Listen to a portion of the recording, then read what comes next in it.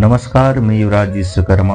माँ दुर्गा का तीसरा स्वरूप चंद्रघंटा की कथा को आज आप और हम जानेंगे। माँ चंद्रघंटा स्वरूप की पूजा। नवरात्र के तीसरे दिन माँ चंद्रघंटा स्वरूप की पूजा होती है। चंद्रघंटा देवी के स्वरूप तपे हुए स्वर्ण के समान कांति में है। चेहरा शांत एवं सौम्य है और मुख पर सूर्यमंडल की आभा छिटक रही होती है। माता के सिर पर अर्ध चंद्रमा मंदिर के घंटे के आकार में सुशोभित हो रहा, जिसके कारण देवी का नाम चंद्रघंटा हो गया है। अपने इस स्वरूप से माता देवगण, संतों एवं भक्तजन के मन को संतोष एवं प्रसन्नता प्रदान करती है। माँ चंद्रघंटा अपने प्रिय वाहन सिंह पर आरूढ़ होकर अपने 10 हाथों में खड्ग, तलवार, ढाल, गदा, पास, त्रिशूल, चक्र, धनुष भरे हुए तरकस लिए मंद मंद मुस्कुरा रही होती है। इस देवी की कृपा से साधक को अलौकिक वस्तुओं के दर्शन होते हैं, दिव्य सुगंधियों का अनुभव होता है और कई तरह की ध्वनियाँ सुनाई देने लगती है। इन क्षणों में साधक को बहुत सावधान रहना चाहिए।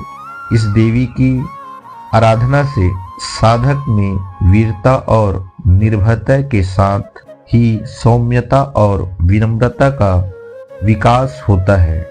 इसलिए हमें चाहिए कि मन, वचन और कर्म के साथ ही कथा को विहित विधि विधान के अनुसार परिशुद्ध पवित्र करके चंद्रघंटा के शरणागत होकर उनकी उपासना आराधना करना चाहिए।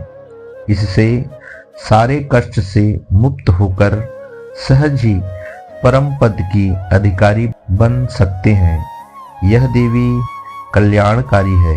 माँ चंद्रघंटा की पूजा करने से जातक के सभी पाप नष्ट हो जाते हैं और जन्म जन्म का डर समाप्त हो जाते हैं और जातक निर्भय बन जाते हैं।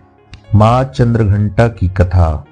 देवताओं और असुरों के बीच लंबे समय तक युद्ध चला।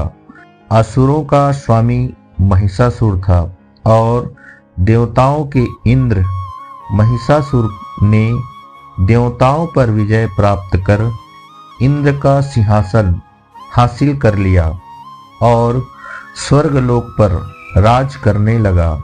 इसे देखकर सभी देवतागण परेशान हो गए और इस समस्या का उपाय जानने के लिए त्रिदेव ब्रह्मा, विष्णु और महेश के पास गए।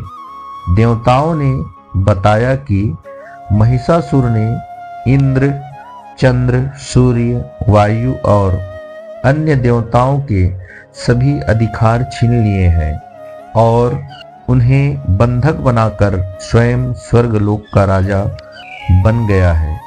देवताओं ने बताया कि महिषासुर के अत्याचार के कारण अब देवता पृथ्वीलोक पर विचरण कर रहे हैं और स्वर्ग में उनके लिए स्थान नहीं है।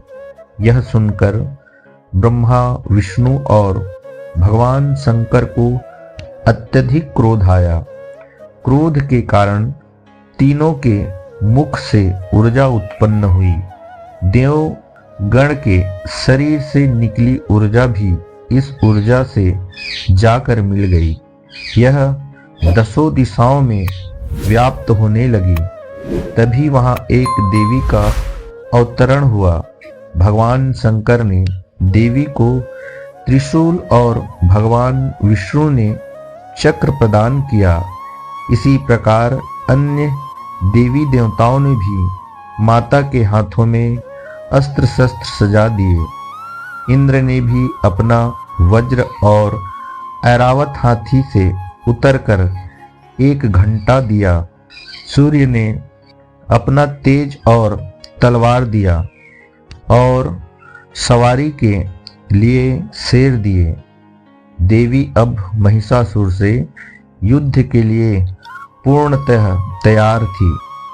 उनका विशाल काय रूप देखकर महिषासुर समझ गया कि अब उसका काल आ गया। महिषासुर ने अपनी सेना को देवी पर हमला करने को कहा। अन्य दैत्य और दानवों के दल भी युद्ध में कूद पड़े। देवी ने एक ही झटके में ही दानवों का संहार कर दिया।